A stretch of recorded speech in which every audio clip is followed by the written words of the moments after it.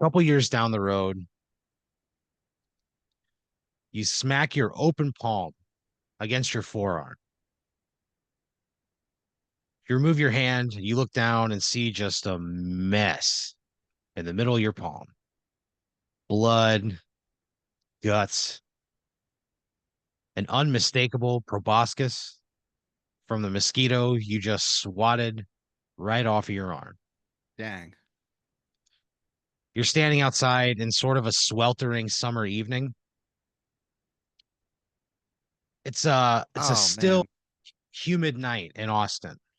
Temps are still in like the 80s, right? The sun has gone down, but it hasn't quite like the air hasn't cooled off enough yet to make a difference. Dang. Yeah, man. Mosquitoes when it's hot out is the absolute worst. It is. And you like came into this evening knowing full well that you were going to have to deal with them Okay. because you are on site at a botanical garden. Yeah. You're you're looking at you're waiting for a flower to bloom. It's a What? flower that blooms once every 33 years. And it blooms underneath the the third full moon of the summer in Texas. Holy shit. So all these people are gathered around. It's the third full moon of the summer in Texas. And this is the year. 33 years it's been. And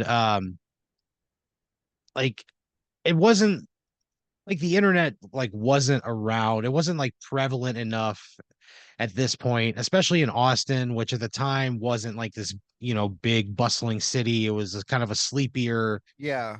Sure. town. It wasn't Yeah, what it yeah. is now. So there just hasn't been any good documentation of the last time this happened. The people who were there to witness it say, at midnight of the full moon when it's at its fullest and when it's at its brightest, this flower blossoms and it shows for only like 3 minutes and then it's gone. And you have to wait 33 more years. Wow. But everybody who's seen it has just said that it's it's beautiful and it glows in the moonlight and it is just like almost a spiritual experience to witness something that so few people get to see in person and won't get to see again for a generation, you know? That's how old Christ was. 33. That's in their advertising.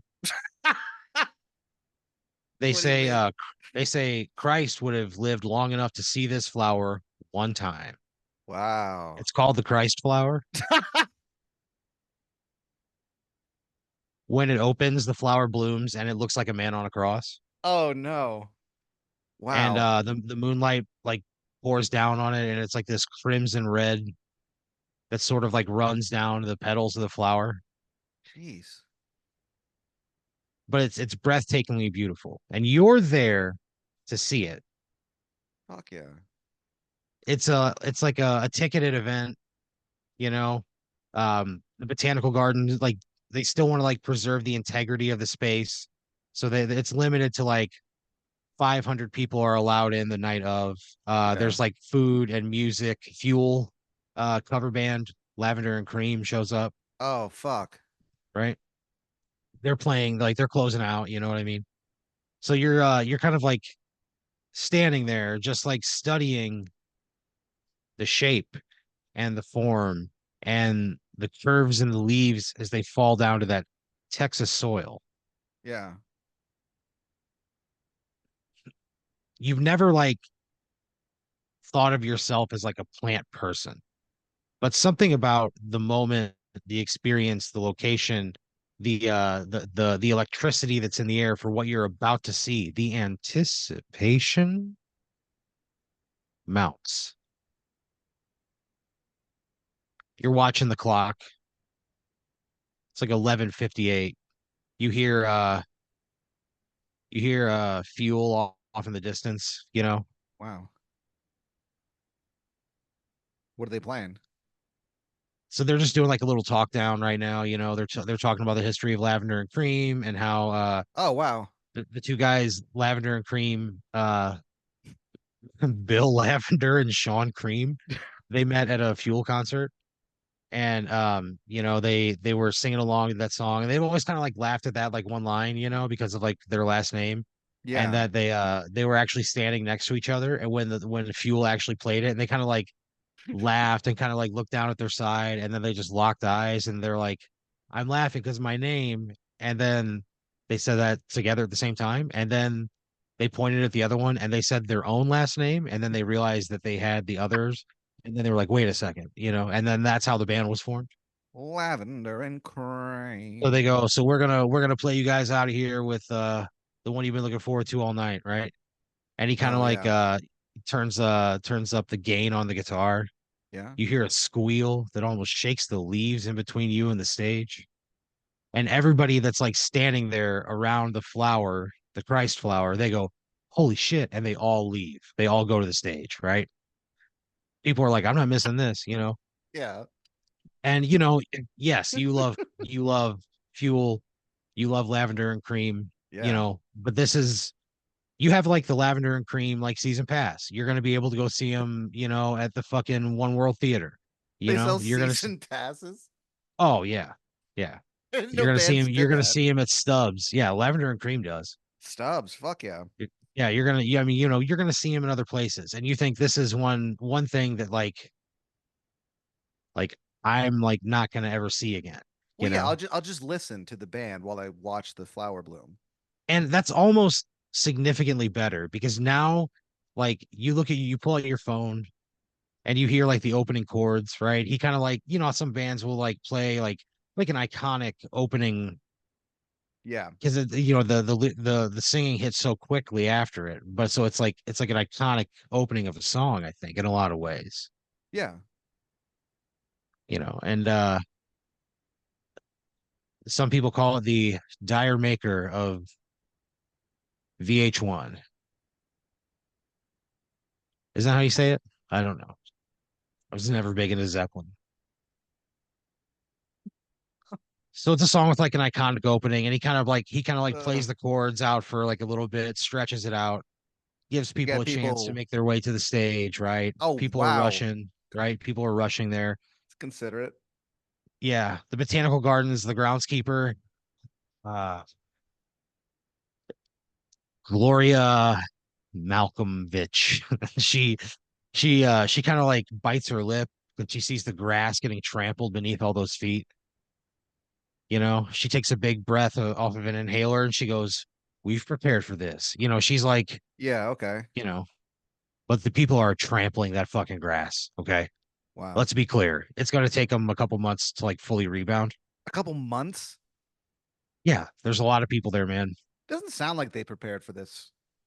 Well, what Sounds are they going to like do? Like disturb the grounds in preparation of something that might not really happen, that they're going to have to fix anyway, or just like bite the bullet, deal with the consequences. I don't know how long you've been keeping up with botanical gardens, Pat, but Gloria has been doing it for over 30 years. So why don't well, you fuck off? I'm not trying to question Gloria It sure Malcolmovich. sounds it sure sounds like it.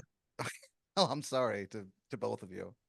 You watch her take a breath off of her inhaler, she puts it back in her pocket, and you focus back on the fucking moon. It hangs directly overhead. Lavender and Cream launches into the lyrics. You kind of hum along, and you're the only person standing around this flower. Wait, hold on. And Everyone else left to every watch other them play person went to Shimmer, go see Shimmer. Yeah. but this thing only So happens every 33 years. some people really love Shimmer. You know, you have to ask them. Yeah, I guess so. So, you're standing there, you hear Shimmer in the background. You see this Christ-like flower just unfurl in front of you, stained crimson from his blood. Tears form in your eyes, you know, and you stand there and you are just frozen in place. And I don't mean that in like a magical way. I mean, you are just completely in the present, experiencing something so unique that you'll never be able to do again. And you have the wherewithal to like recognize it.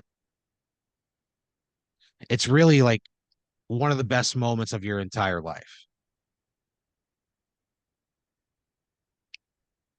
You're kind of like again listening to Shimmer. They play the chorus in extra time at the end, like they Oh just really wow. lay it on.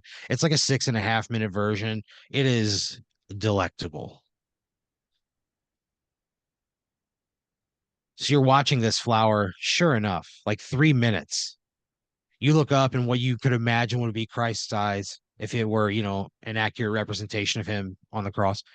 And into that spot on the flower, and you swear it just looks at you and then just sort of melts away. It looks at me. Yeah, like you sort of lock eyes with the flower, where like Christ would have been looking if it were actually him. Yeah. You look into this flower's eyes, and for like just a moment, you almost hear on the wind, "Thank you." It just like you were right there, and it was acknowledging your presence in this unique moment as well. Okay. The petals fall apart, and then you see it sort of like turn to like it's not it sort of like pollinates immediately, right? As it falls down, it strips from the stalk, and then there's pollen that gets let loose in the air. They hit the last chord on Shimmer, and it sends just a fucking shockwave through the speaker, right? It Wow. comes right at you. It cuts through the fucking vines. It cuts through the trees and the flowers, and that shockwave slams into that pollen, and it hits you right in the fucking face. Oof. You breathe it in deep. It fills your lungs. You kind of cough it out, right? You kind of like have like a serious coughing fit. People are cheering on the other side of the bushes. From the sounds of it, they're going to be cheering for a while.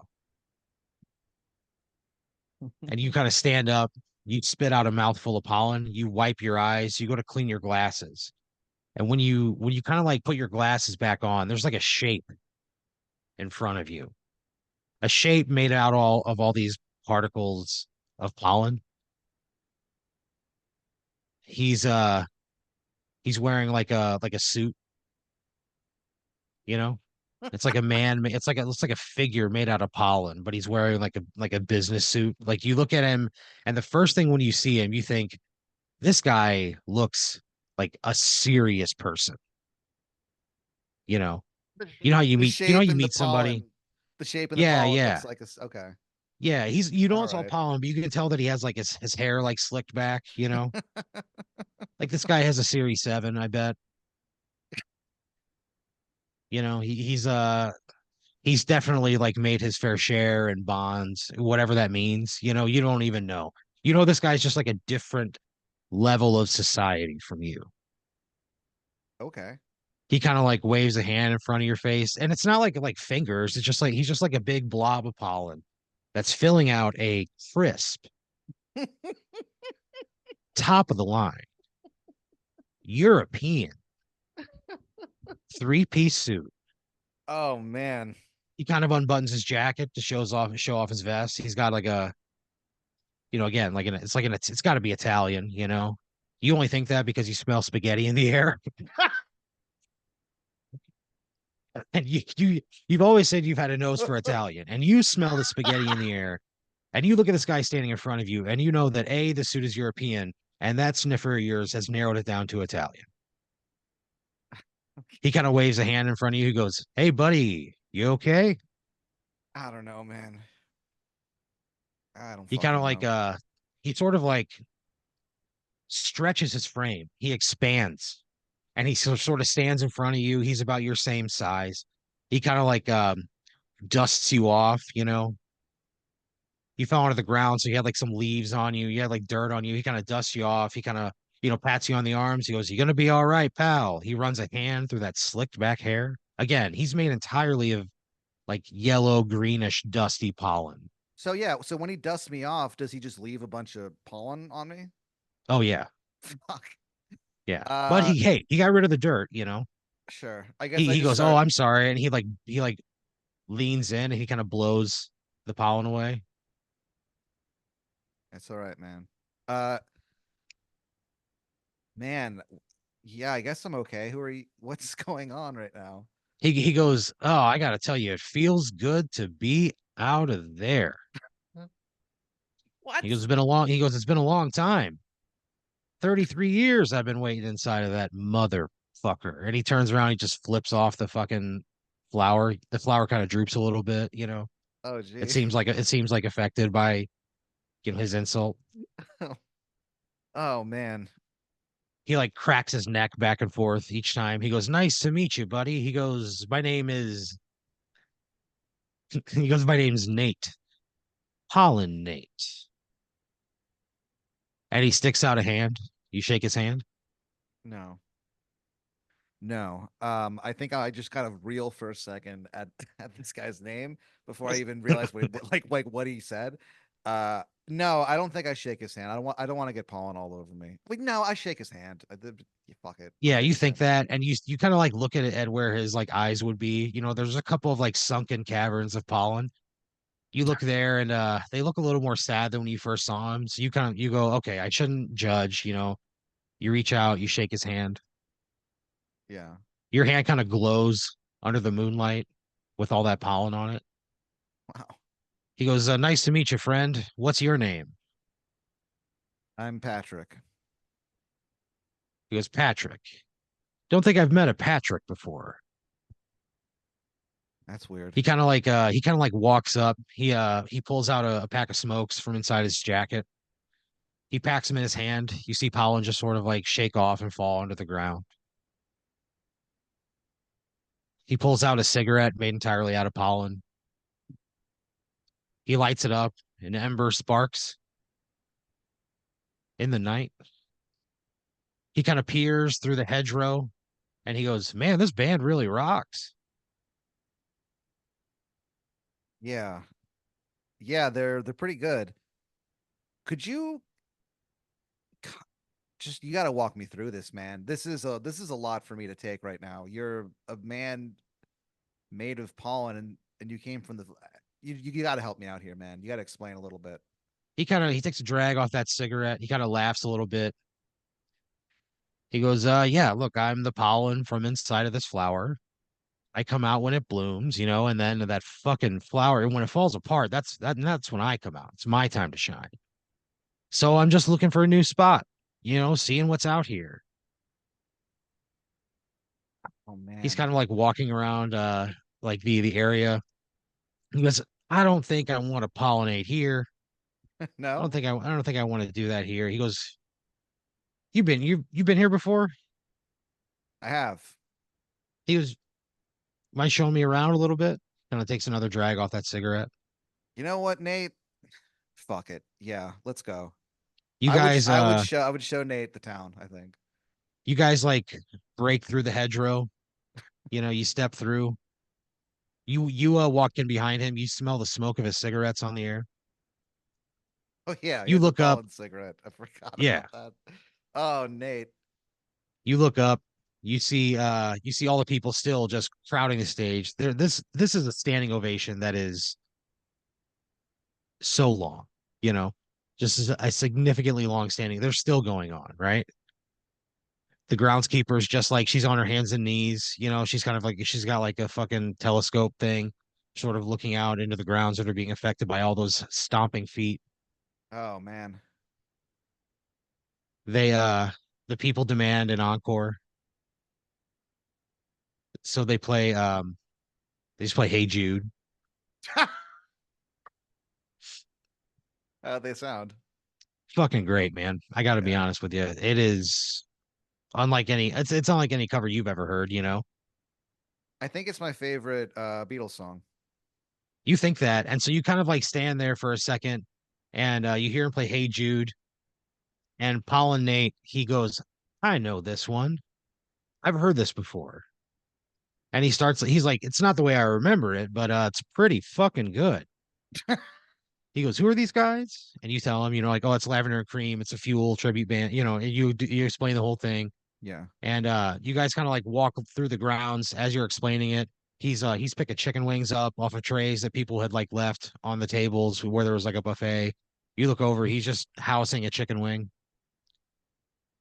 He pulls like a handkerchief from inside his suit. He wipes his pollen mouth off on it. He throws it onto the ground. It's like a $6,000 handkerchief, just covered in buffalo sauce and pollen. He just throws it on the ground. Yeah, it means nothing to him. So Nate. you guys like walk through the botanical gardens, right? Yeah. You walk up to your car, you guys get in. Yeah. Do I have like a towel or something that I could just put on the passenger seat because otherwise there's gonna be pollen everywhere.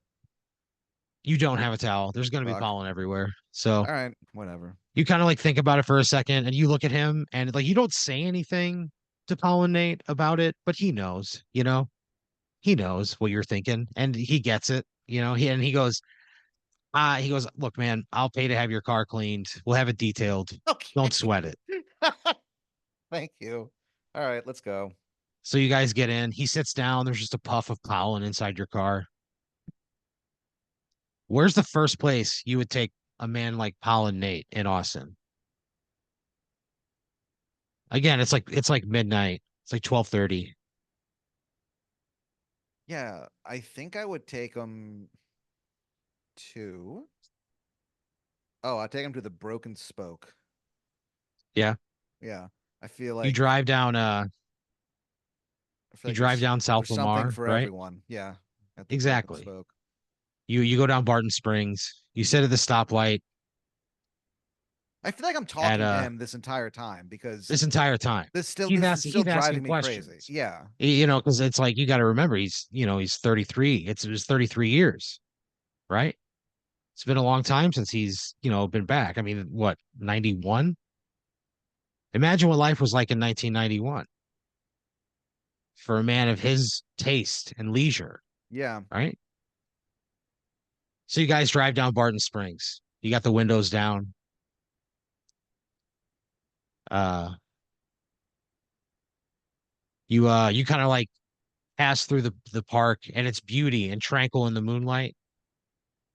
And he looks out and he goes, "Some things don't change." He goes, "Sure, the trees are taller. The concrete's a little more intimidating." He goes, "But I've always loved this park." Talking about Barton Spring or Yeah. About Zilker, yeah. Zilker Park. And a little pollen tear comes to his eye. That song Jeez. Wild Horses comes on the radio. Wild horses. Couldn't keep It's me the version that Reese away. Witherspoon got fingered on the roller coaster in Fear. It's Oh that yeah. version. Yeah. Um, so that comes on, and you make a mental note of that. Yeah. Jesus. And when she climaxes as they go down, it's Mark Wahlberg doing it. Mhm. And so you kind of sit there at that intersection, wild horses dragging you away. The breathless look of Reese Witherspoon dancing through your mind's eye. You hang a right onto South Lamar. You drive under the stoplights, and he reminisces about the town that once was, and the place that once was. Yeah. And he goes, "I've been to the Spoke many a time." Cool. He goes, "It'll be nice to see some old friends." You guys hang a left into the parking lot. So I'm cool. I'm just gonna walk in with this pollen man and He think is so everything's charming, and this you can tell this suit is a high society suit. really And if you were to encounter a man with a suit of this nature, you would not think twice about him being in any room that would certainly have you as well. okay. So you That's uh insane. All right. you get out of the parking lot, you're sort of lit up by the neon on the broken spoke. Yeah. The You hear the rocks crunch beneath your feet. You look down at these sharp Italian loafers, little puffs coming out of them with each step. You guys walk up to the doorman. An old grizzled cowboy sits on a stool, hat almost slung low over his eyes.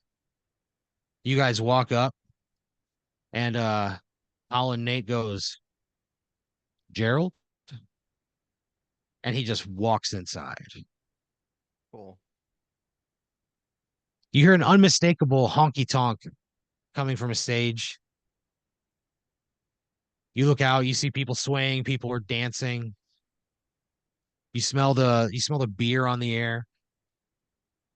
Pollinate takes a big, deep breath in. He goes, I've missed this. He kind of like walks up to the to go get a drink, right? Again, another old cowboy behind the bar. He orders you hear him say, give me whatever's cold. And he looks up and he goes, hey Jim, been a while. How's the wife? How are the kids? And Jim just kind of looks at him and he goes, family's good. How you been? Oh, and Nate goes, can't complain, my friend. And he takes the beer out of his hand. He turns around and he bumps into some guy with bedazzled jeans and like a tight button-up shirt and like one of those Brett Michaels cowboy hats, the ones that are Oh like fuck. curved up, the Yeah. one that would you would like put dip in if it were like a chip and dip scenario, Yeah, yeah. It's like Yes. two tacos on the side of like a bucket, because they're very very taco shell shaped. And he like kind of like puffs his chest out. He's like a little guy, and he goes, watch your ass, old man. That's what he says to Paul and Nate. Oh, that's probably not smart. Nate sort of turns around. He puts his drink on a table and just slugs this guy right in the face. The whole room is immediately filled with pollen, right? The two of them get in a tussle. They get out into the fucking parking lot, they're Whoa. wrestling.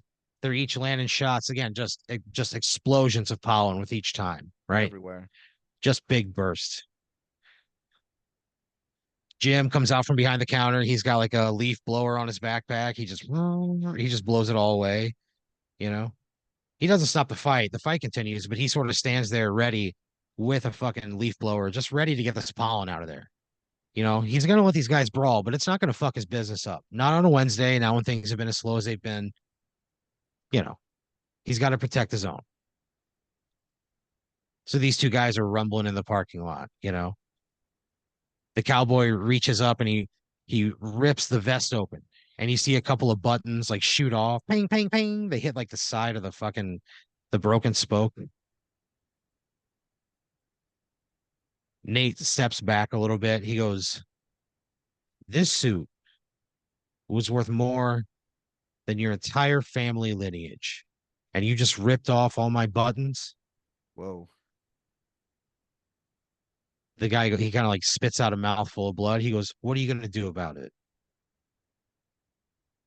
And he runs at Nate. Nate takes like a couple of really big, deep breaths, and he sort of almost doubles and then triples in size. And he expels all the air out and sends the cowboy flying. I'm leaving. Whatever that building is next door, Yeah. he like lands up on top of that building. It's like the three-story, like the apartment buildings. He I'm blows not, him all the way up there, I'm out right? that fucking door. As soon as he Absolutely blows him, not. the cowboy goes, "Oh no!"